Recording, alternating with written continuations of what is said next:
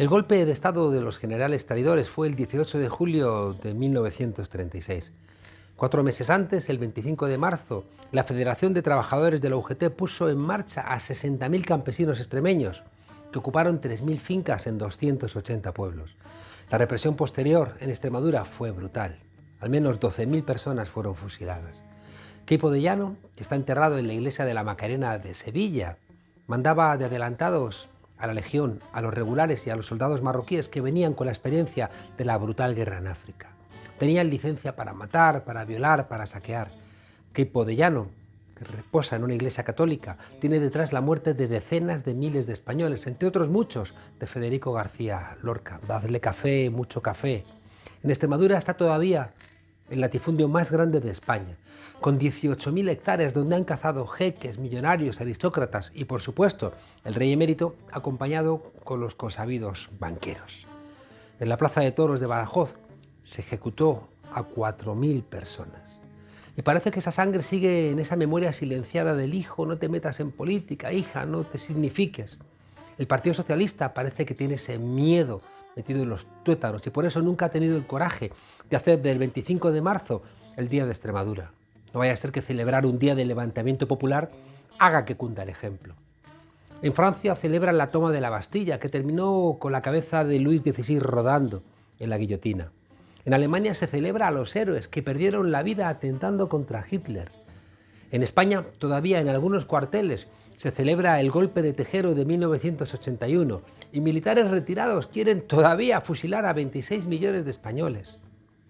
Quizá por eso se entiende que hoy, en España, que suma tanta cutrez, al tiempo que están desfilando los altos cargos del PP, testificando sobre la caja B del Partido Popular, incluidos en esos testimonios a 2 presidentes de gobierno, resulta que un engendro sin escrúpulos de la política, uno que negó la violencia de género, que lleva años difundiendo bulos de la extrema derecha, que confunde a los inmigrantes con animales, que tuvo un desecho del periodismo que se dedica a denigrar a todo el mundo como asistente.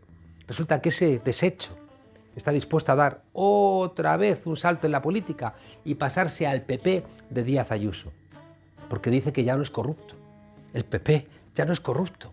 A Valmadrid, los apartamentos de Quique Sarasola, el Hospital Zendal, la condena a muerte a los ancianos de las residencias que no se derivaban a hospitales, los favores pedidos por los conseguidores de la Púnica. No, el PP, como todo el mundo sabe, junto con Toni Cantó, es un partido honesto y el juez que le ha llamado organización criminal es que debe de ser un juez comunista. La derecha siempre ha estado en contra de la memoria histórica, porque la memoria histórica es el equilibrio de una verdad oficial que siempre ha ocultado todo el daño que se ha hecho al pueblo.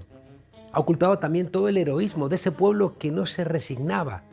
Ha ocultado también toda la rabia acumulada, que como demuestra la historia, termina reventando y vuelve a hacer protagonistas a los de abajo, y también a los que no están abajo, pero quieren vivir en un país que no les dé vergüenza.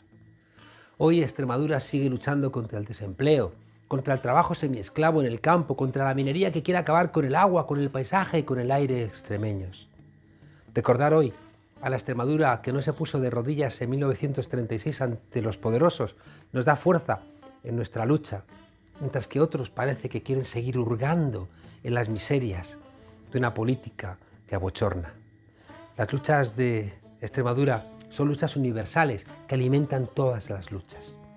Porque esos héroes del surco y del hambre anticiparon nuestra rabia y nos recuerdan cuál es el lado correcto de la historia. Bienvenidas a la frontera, desobedientes.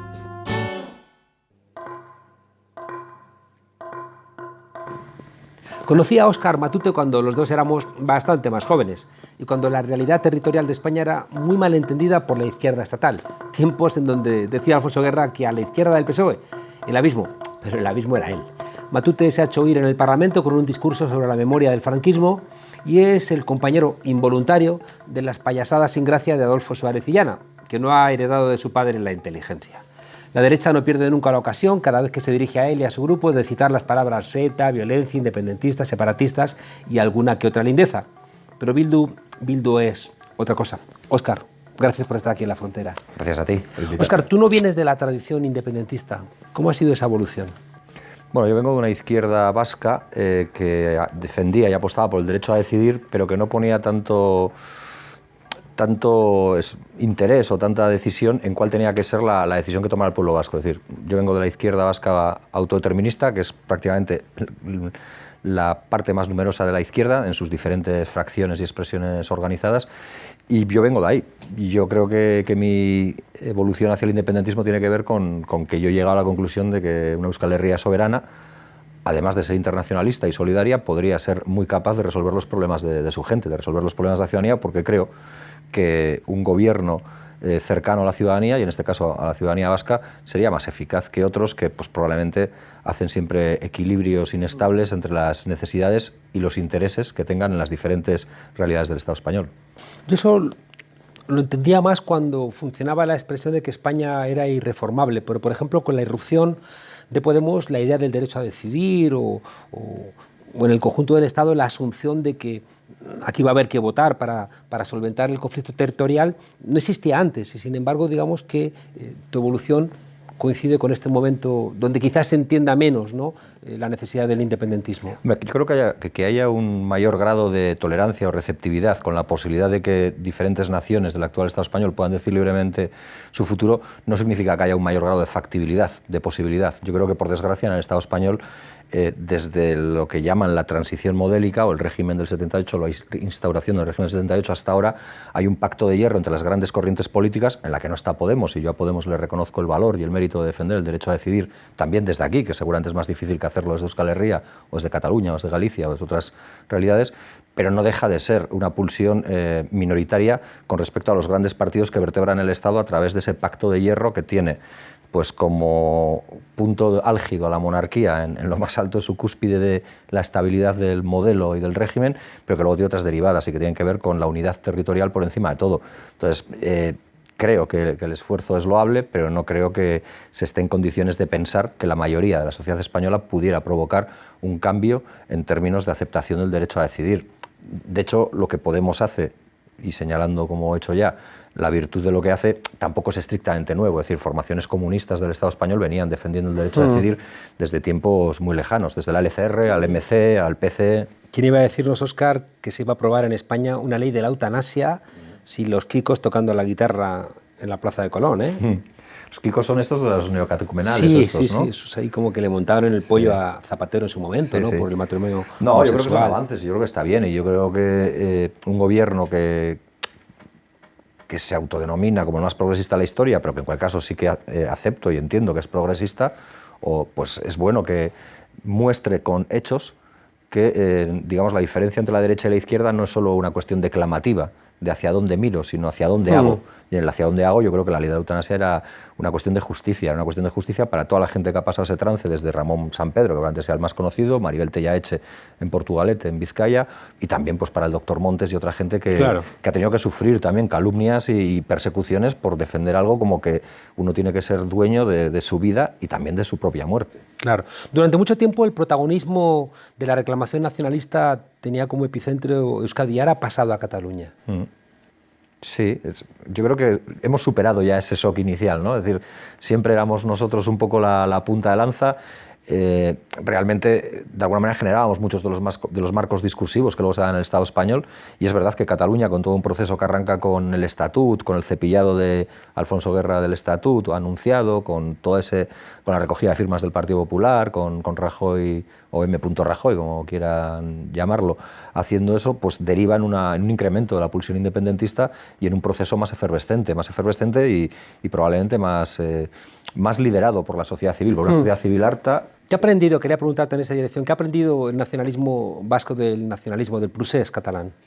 Bueno, que yo creo que el independentismo o que la búsqueda de un modelo nacional determinado, en nuestro caso de la Euskal República, de la República Vasca, no puede ser solo un mantra, no puede basarse solo en una cuestión identitaria. Es decir, naces vasco, no tienes otra identidad más que esa, y entonces quieres llevarla a efecto y quieres materializarla. Eso sirve para alguna gente, y es verdad, es lo que tendría que ver con el independentismo, con el nacionalismo más cultural, más identitario.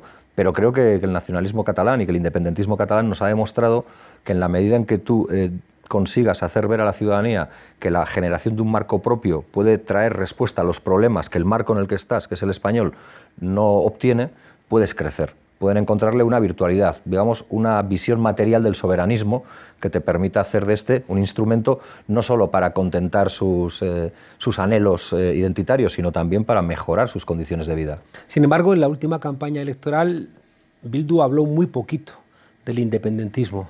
Bueno, nosotros lo que estamos intentando hacer es... Son las cabezas de lista, ¿no? Eran referentes claros del independentismo. No sé si la independencia era como un reclamo, pero casi como un significante vacío que estaba ahí, pero que ya no tenía la fuerza que tenía en otros momentos. Ya, a ver, claro, la percepción es subjetiva y cada cual lo puede ver de una u otra manera, ¿no? Pero vamos, yo sí puedo decir que en Euskal Herria Bildu la apuesta y el objetivo por la construcción de la Euskal Herria República es la piedra angular de nuestro proyecto político, pero de una construcción de una República Vasca, no para instalar una bandera más en el corolario de banderas que pueblan la tierra, sino para construir un país con un modelo de sociedad que ponga la vida en el centro, que haga de la sostenibilidad de la vida digna su principal objetivo frente a la reproducción del capital. Ese es nuestro objetivo. Entonces, hemos aprendido a declinar nuestra apuesta independentista y nuestra apuesta soberanista a través de eso que te señalaba antes como el soberanismo de lo material. Es decir, vamos a demostrar que cuando hablamos de que queremos más soberanía, de que queremos ser una nación propia, lo queremos para hacer todas estas cosas. Y en todas estas cosas seguramente conectamos con mucha gente que quizás no ha tenido nunca una pulsión identitaria que le lleve a propugnar que es independentista a los cuatro vientos, pero que de repente dice, bueno, pues quizás con la independencia yo también puedo mejorar mi vida. Mi sensación es que os podemizasteis. Bueno. Yo recuerdo escuchar un discurso de Otegi y decir, ¿quién es este que te Podemos que no reconozco?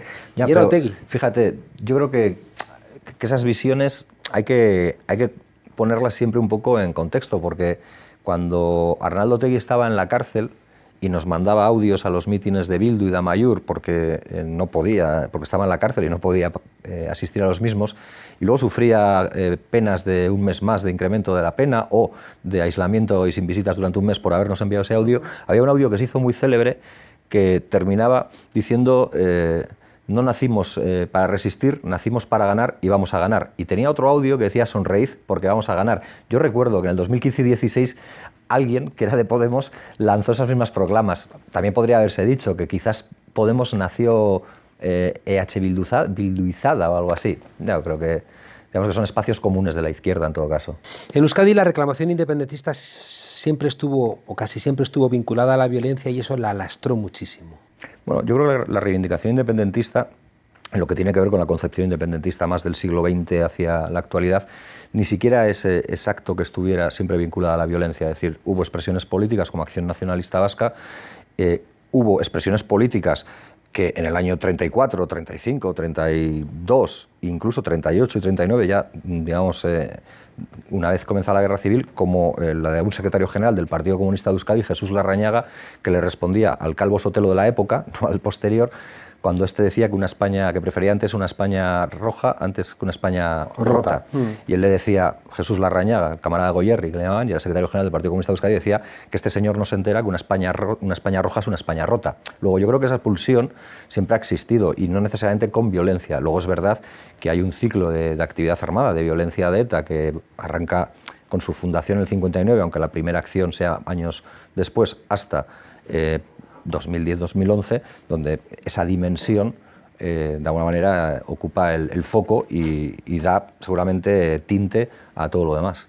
Hay una pregunta que siempre me ha interesado, porque creo que no es la misma ETA la que ejecuta a Melitón Manzanas, que era un torturador, la que otorga el último y trágico ascenso a Carrero Blanco, la que pone un coche bomba en Hipercor, la que le pega 2 tiros a Yoyes mientras que su hijo está jugando en el columpio, o la que asesina a cámara lenta a Miguel Ángel Blanco. No es la misma ETA. Probablemente, ninguna organización seguramente es la misma en el trasunto de la historia. Quiero decir que desde el nacimiento, la evolución y incluso en este caso se puede decir así, el cierre definitivo o el abandono definitivo de las armas y su disolución, seguramente pasan por muchas etapas y pasan muchas circunstancias. Es decir, que cualquiera que haya estudiado un poco la historia de ETA, pues sabe que ha habido muchas asambleas, que fruto de esas asambleas ha habido diferentes escisiones, que en la quinta asamblea hubo una escisión que fue ETA Berri o Comunistak después, que luego fue uno de los embriones o gérmenes del movimiento comunista, que en la sexta hubo otra que luego fue también a su vez el embrión, junto con el Grupo Comunismo de Madrid, de LCR ETA sexta y después LCR, es decir que pues probablemente dentro de esas ETAs y de las pulsiones en las direcciones se han tomado unas u otras decisiones y eso es así de evidente, ¿no? Claro, y que a los ojos de cada uno, pues evidentemente uno pueda bueno, pueda llegar a la percepción a la que tú llegas, ¿no? Es decir, ha habido diferentes ETAs porque ha habido diferentes acciones que tenían, entre comillas, diferentes ¿Tú no crees que esas acciones son tonalidades. radicalmente diferentes? ¿Perdón? ¿No crees que esas acciones son radicalmente diferentes? Y que Hombre, también es lo que hay detrás de que gente que estuvo en ETA se fuera, Claro. de que el apoyo popular desapareciera paulatinamente. Bueno, a ver, yo creo que son diferentes porque los contextos eran diferentes, claro. En la lucha contra la dictadura, pues probablemente las acciones adquieren pues un nivel de receptividad o incluso de, entre comillas, de comprensión mayor. Todos hemos oído hablar, yo sé que esto es muy incómodo ahora por esta especie de amnesia en la que nos hemos decidido meter todos con respecto a lo que ocurría en los años de la transición y previo, pero todo el mundo recuerda aquello del voló, voló y los jerseys por el aire, ¿no?, que hacía mucha gente en fiestas populares, no solo de Euskal Herria, en referencia al atentado de Carrero Blanco. Luego Claro. han pasado muchas cosas. Yo lo que creo es que... Pero nunca se hubiera hecho con el atentado a Miguel Ángel Blanco o Yo no lo vi. Hipercor, Yo no, ese lo viví más directamente porque lo de Carrero Blanco yo tendría 2 o 3 años y poco puedo recordar, y si digo que recuerdo algo estaría mintiendo, pero el de Miguel Ángel Blanco me tocó de manera muy intensa, claro, yo ya estaba en política y yo no vi ese tipo de reacciones, y sí que vi en mucha gente a la izquierda de Abertzale pesar y dolor, porque yo creo que fue una acción, pues evidentemente, que agitó la vida de la sociedad vasca y que de alguna manera nos interpeló a todos y a todas. Muy intolerable. Óscar, ¿por qué sigues molestando tanto que se menciona la cal viva? Pues porque yo creo que hay gente que ha decidido enterrar, no sé en qué, todo un periodo de la historia. Es decir, que ha decidido que la gente no sepa que tras la muerte del dictador y el pacto entre los poderes franquistas y los emergentes democráticos, se hizo una lectura de la historia que hacía que quien era franquista se acostara franquista y se levantara demócrata. Y eso significó una no depuración de diferentes aparatos del Estado, entre ellos el aparato policial. El aparato policial y la famosa DGS de la Puerta del Sol Villarejo viene de ahí. Probablemente cambió de sede, pero muchas de sus prácticas y muchos de sus autores, o los autores de las prácticas esas, se siguieron manteniendo. Es decir, durante la dictadura pues fue contra todo aquel antifranquista. Pasada la dictadura y en esa época de democracia, muchos de esos que venían de los aparatos franquistas no depurados siguieron haciendo esas prácticas, y en este caso pues contra independentistas vascos, ¿no? Ahora está muy en boga el tema de Miquel Zabalza. Yo creo que los audios son escalofriantes, pero ya eran conocidos antes, y el tema de la Seizabala y la cal viva pues también es muy evidente, pero yo creo que ahí se ha decidido darle una capa de barniz a modo de amnesia democrática para que no se sepa. Hemos escuchado a Roberto Uriarte de Podemos, te hemos escuchado a ti decir que es intolerable, y a mí me lo parece, que estén clasificados todavía, por ejemplo, los documentos que tienen que ver con el asesinato de Miquel Zabalza. Sí, porque además es algo que no pasa en muchos países. Yo no me atrevo a decir en ningún país del mundo, porque seguro que viene algún listo por las redes que me dice que en no sé qué país se hace. Pero bueno, desde luego en pocos países pasa que se mantengan clasificados durante tanto tiempo. Porque además mantener clasificado y por tanto con carácter secreto una información impide a la ciudadanía, primero, el conocimiento de la verdad, y a las familias la justicia y la reparación, dado que como no sabes quién ha sido el responsable último y quién está detrás de esas situaciones, no puedes hacer nada.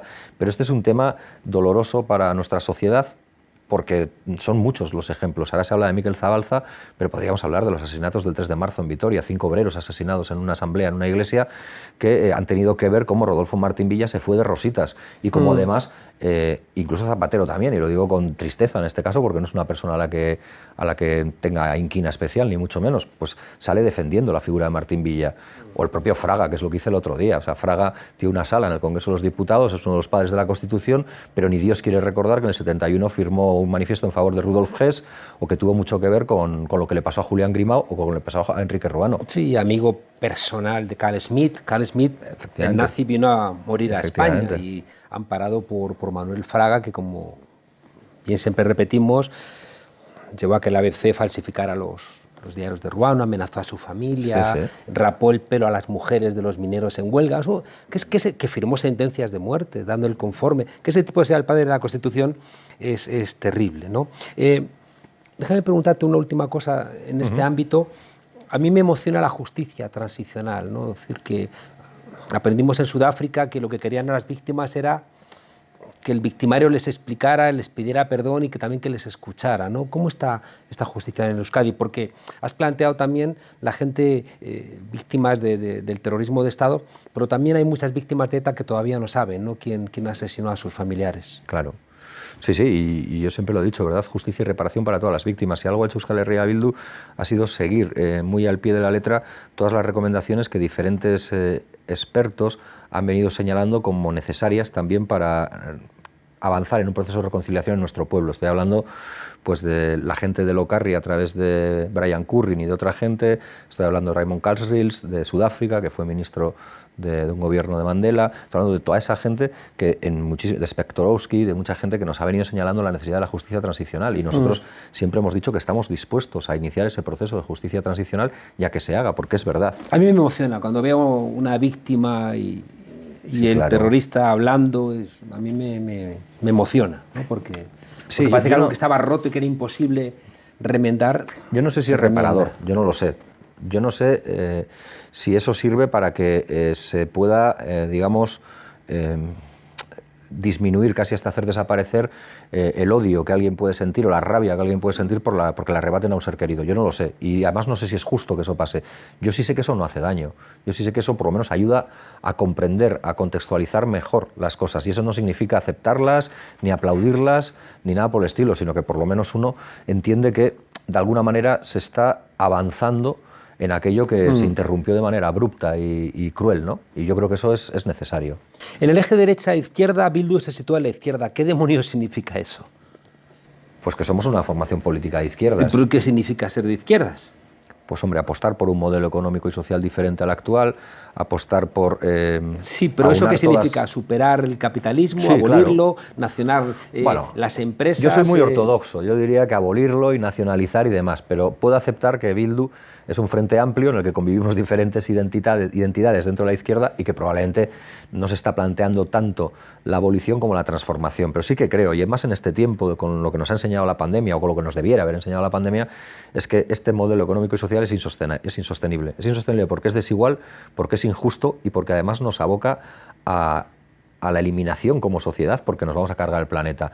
Luego, creo que la izquierda ahora mismo tiene que redefinir un concepto de transformación de este modelo hacia otra realidad, que sea mucho más justa, más igualitaria, más solidaria y que además incorpore las luchas de los sujetos emancipatorios, es decir, que incorpore la lucha del feminismo, que incorpore la lucha del ecologismo, que incorpore la lucha por la ciudadanía universal y que le dé a eso un sentido unitario. ¿Pero la pequeña y mediana empresa tienen que ser públicas? No, pero es que no lo es tampoco en Cuba. O sea, es que aquí a veces planteamos... En Cuba sí, hasta las peluquerías ya no eran todo. públicas. Ahora ya hay economías mixtas.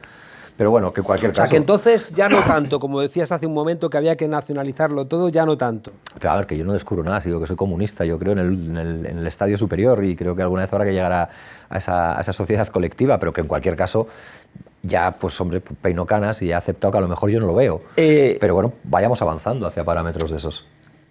Claro, en el corto plazo he escuchado a Miren Gorrotxategi a plantear reformas fiscales para que paguen más los que más tienen y paguen menos los que menos tienen, o a Pilar Garrido, que dice que en Euskadi los alquileres ya están superando los 1.000 euros. Eso también es socialismo, ¿no? Operar en esas cosas más cotidianas que afectan a la vida concreta de la gente. Bueno, yo creo que son pasos, y hay quien dice que grano a grano se hace montaña. Pues probablemente eso no es la expresión máxima del socialismo, pero yo creo que son medidas que ayudan a dignificar la vida de la gente y a enseñarles que el poder público no está solo para hacer de árbitro, que además generalmente suele estar comprado, suele ser muy casero para cuando la patronal juega en casa, sino que un gobierno también está para intervenir, para con los recursos de todos y todas, porque a veces se nos olvida que la pasta que tiene el gobierno viene de nuestros bolsillos, fundamentalmente de los bolsillos de la clase trabajadora, porque los empresarios sí tienen esos grandes bufetes para hacer ingeniería fiscal y aportar mucho menos de lo que deben, pero que con ese dinero se pueden hacer otras cosas, y entre esas cosas está regular el precio de los alquileres, está invertir en sanidad, en educación, en políticas públicas y en algo que a mí me... Regular el trabajo doméstico, por ejemplo, cosas que cambian la vida de la gente. Por ejemplo, el otro día alguien decía, bueno, pues claro, estos que sois tan rojos, ¿y qué vais a hacer en Jueves Santo y en Viernes Santo? Y alguien le contestaba, joder, pues lo mismo que los de las derechas hacen con la jornada de 8 horas.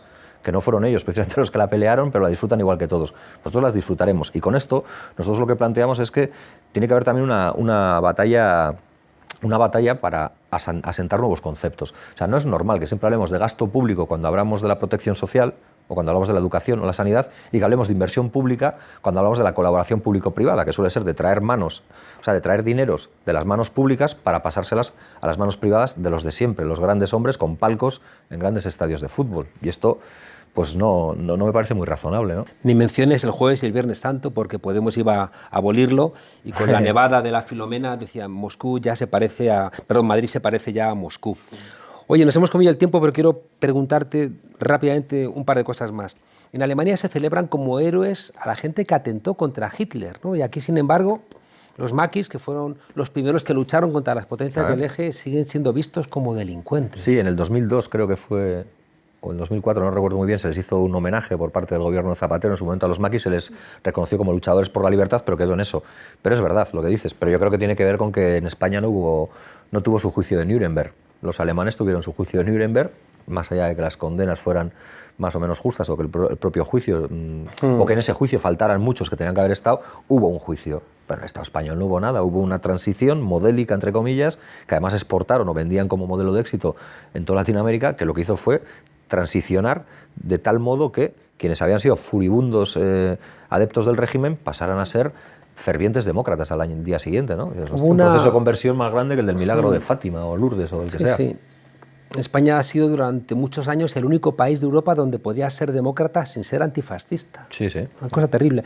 Y aún más terrible todavía, hubo hace un par de años una serie sobre Serrano Suñer, que lo presentaba como un dandy, cuando Serrano Suñer es el que condena a 10.000 españoles a los campos de concentración al decirle a Hitler: no los consideramos españoles, llévenlos a los campos de exterminio, ¿no? Y le hacen una serie blanqueándole que no deja de ser algo que siempre creo que en Euskadi se ha mantenido. En Euskadi creo que ha habido una memoria histórica que no ha habido en el resto del Estado. Sí, yo lo que percibo en el Estado español es que hay una especie de ley del embudo en la tolerancia, ¿no? Es decir, cuando se trata de permitir manifestaciones abiertamente nazis o profascistas, como las de la División Azul y todas estas cosas, pues parece que no pasa nada. De hecho, creo que este fin de semana van a tener otra y creo que van a ir a comer al chino Usera y demás, y todo eso está tolerado. Pero, sin embargo, cuando las manifestaciones tienen un sesgo más contestatario o más antiautoritario, pues estas enseguida encuentran con mil trabas y porras y policías. Tenéis una buena relación con Ahal Dugu Podemos, con Podemos en Euskadi. A menudo la gente se pregunta cuáles son las diferencias entre Podemos en Euskadi y vosotros, y Bildu. Bueno, yo creo que Ahal Dugu Podemos forma parte de una estructura estatal que es la de Podemos y creo que empuja y rema a favor de los objetivos de esa estructura estatal. Nosotros somos una fuerza que se circunscribe únicamente a la parte sur de nuestra nación, la que está en el Estado español, es decir, la Comunidad Autónoma Vasca y Navarra. En Iparralde estamos hermanados con Euskal Herria Bai y aspiramos a construir un proyecto de nación en las claves que te he dicho antes, pero propio, que sea Euskal Herria. Creo que eso no lo proclama de esa manera Podemos y es por lo tanto esa sea una de las líneas de diferencia fundamental. Un cambio radical es la incorporación de la izquierda vasca y la izquierda catalana a la gobernabilidad del Estado. Sí, yo creo que cuando nosotros decíamos en campaña que el independentismo de izquierdas podía ser decisivo y podía poner y quitar gobiernos, la gente pensaba que era una bilbainada, que es cuando exageras mucho algo, pero sin embargo se ha demostrado. Ahora mismo hay, no sé si son 19 o 21 diputados independentistas, contando a las compañeras y compañeros de la CUP, de BNG, de Esquerra Republicana y de Bildu, que por su propia fuerza, 35, 21, que permiten con esa fuerza orientar las políticas hacia un lado o hacia otro. Arnaldo Otegi decía siempre, si la izquierda independentista es fuerte, la vida de la gente mejorará. Si no es fuerte, se pactará con otras que harán que la vida de los empresarios sea todavía más confortable a costa de la espalda y el sufrimiento de los trabajadores y las trabajadoras. ¿Y eso no es una forma indirecta de hacer lo que hace Podemos en Euskadi, es decir, referenciarse estatalmente para conseguir más cosas para Euskadi?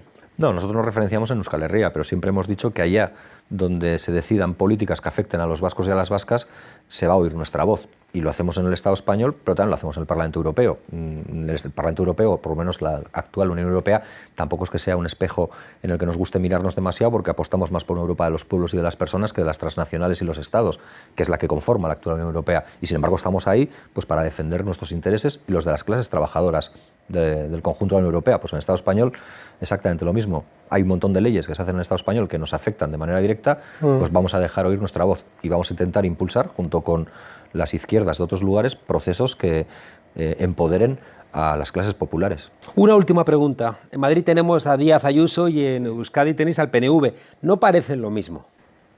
No, todavía el PNV no ha hecho un lema de estos de comunismo o libertad o izquierda ¿Existe el abertzale o oasis vasco? libertad.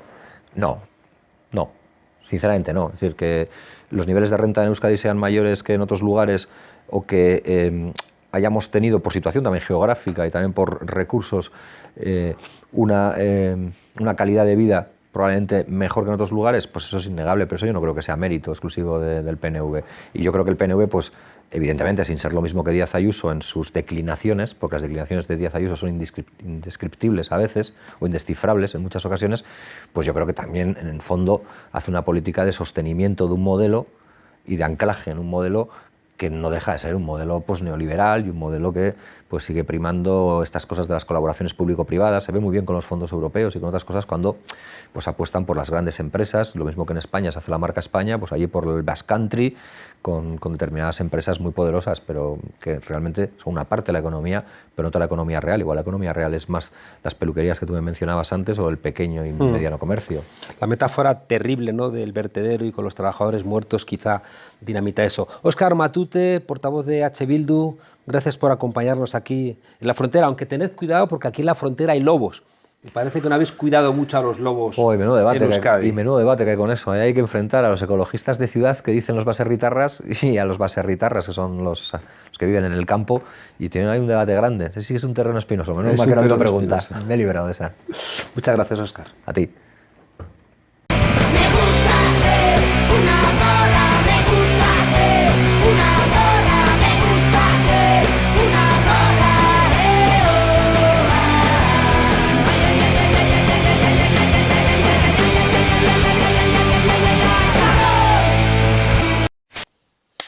Bienvenidas al Tornillo, el microespacio feminista en la frontera. Hoy vamos a hablar del Convenio de Estambul. ¿Pero qué dices, convenios de Estambul?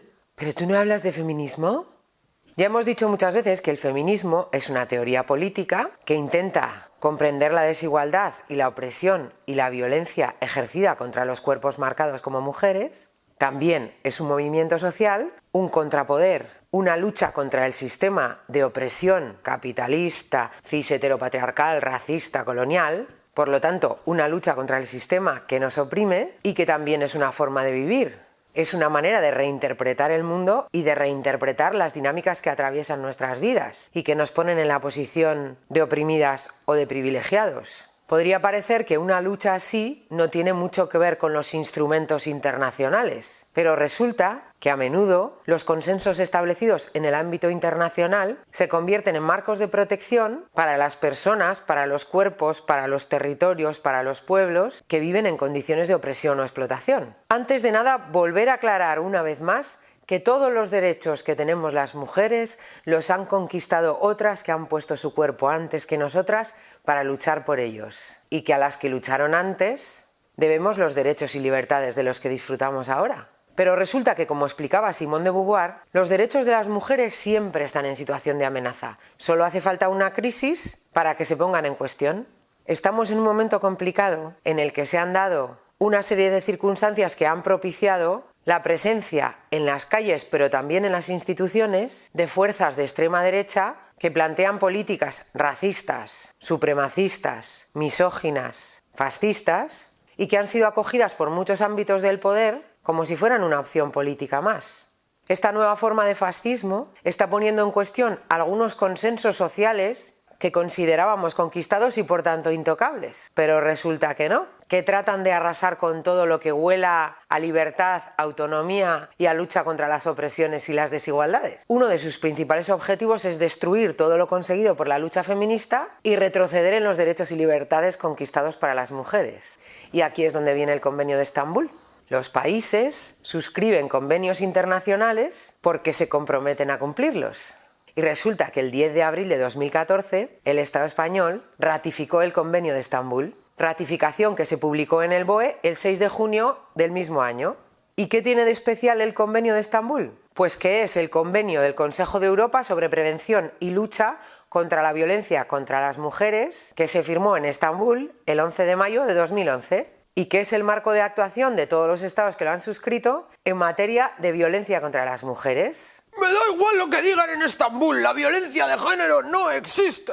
¡Cojones! Al Convenio de Estambul sí que le importa muy poco lo que penséis todos esos mangarranes fascistas y misóginos. Y así define la violencia contra las mujeres como una violación de los derechos humanos y una forma de discriminación contra las mujeres que designa todos los actos de violencia basados en el género que implican o pueden implicar para las mujeres daños o sufrimientos de naturaleza física, sexual, psicológica o económica, incluidas las amenazas de realizar dichos actos, la coacción o la privación arbitraria de libertad, en la vida pública o privada. Pero a ver, ¿el género? ¿Cómo que el género? Para que no queden dudas, el Convenio de Estambul define el género como los papeles, comportamientos, actividades y atribuciones socialmente construidos que una sociedad concreta considera propios de mujeres o de hombres. Por violencia contra la mujer por razones de género, es decir,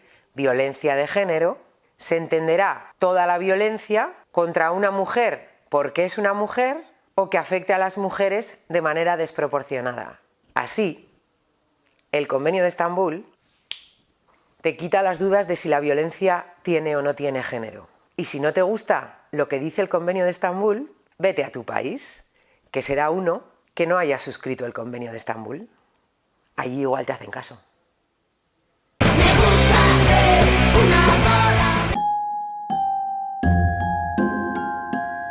Lo que no pudo el Prestige, ni siquiera la guerra de Irak. Lo que no pudieron los casi 1000 imputados por corrupción. Lo que no está consiguiendo la contabilidad de Bárcenas, lo podría lograr Toni Cantó. El que hasta hace unos días era portavoz de Ciudadanos en las Cortes Valencianas, ha decidido dar un salto, quizá mortal, al PP de Díaz Ayuso. La noticia, como no podía ser de otra manera, ha disparado la esperanza de la izquierda madrileña. ¡Sí se puede! ¡Sí se puede! ¡Sí se puede! UPD y Ciudadanos son el ejemplo. Toni Cantó sería capaz de hundir el Partido del Trabajo de Kim Jong-un si se lo propusiera.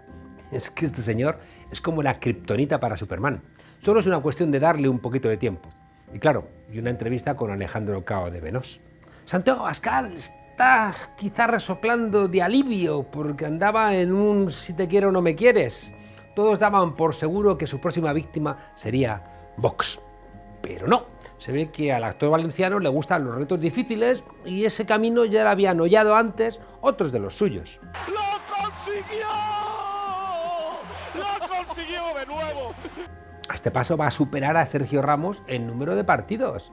Toni Cantó es como la versión política de Simeone, partido a partido, y con la edad que tiene es capaz de darle la vuelta al arco iris varias veces. Sobrecogedor. Pero no se había retirado de la política. Pero no se había empadronado en Madrid para rodar series. Cuando crees que me ves, cruzo la pared, hago chas y aparezco de nuevo. Toni Cantó es más cansino que Terminator, que lo desintegras y se juntan otra vez las partes. A veces creo que incluso tiene algo de trotskista. Toni Cantó llega al PP con la satisfacción del trabajo bien hecho. 2 partidos hundidos de 2. Una marca cuidado, que no está al alcance de cualquier gafe. Dice el refrán que no hay 2 sin 3, pero no nos hagamos ilusiones, que el Partido Popular tiene muchas vidas y poca vergüenza. Lo pudimos comprobar en las comparecencias de Aznar y Rajoy. Bueno, Aznar un poco encapuchado, pero era Aznar. En cualquier caso, siempre le quedará a Toni Cantó Vox, que ya como decíamos, tiene allí buenos amigos. Aunque a Cantó el PP de momento le viene bien, porque ha dicho que es que ya no son corruptos. Es verdad que lo dijo muchas veces, pero ahora es que el PP ya no lo es, sobrecogedor. Si son capaces de crear una caja B, de comprar a tránsfugas, de contratar a policías corruptos para que hundan a sus adversarios políticos, ¿no van a tener dinero para un buen exorcismo? Toni Cantó tampoco es Lucifer, ¿eh? Toni Cantó es un pobre diablillo que quiere seguir viviendo de la política sin trabajar mucho. ¿Qué mal hace? Deberíamos estar incluso agradecidos. ¿Y lo que gana el mundo de la cultura librándose de este señor? Cantó es como una especie de simpático carroñero que limpia el ecosistema político de partidos que ya no tienen futuro. Los débiles perecen, Toni Cantó permanece. Así es de simple y de dura la ley de la jungla. Hasta la semana que viene, desobedientes, y vaya semanita.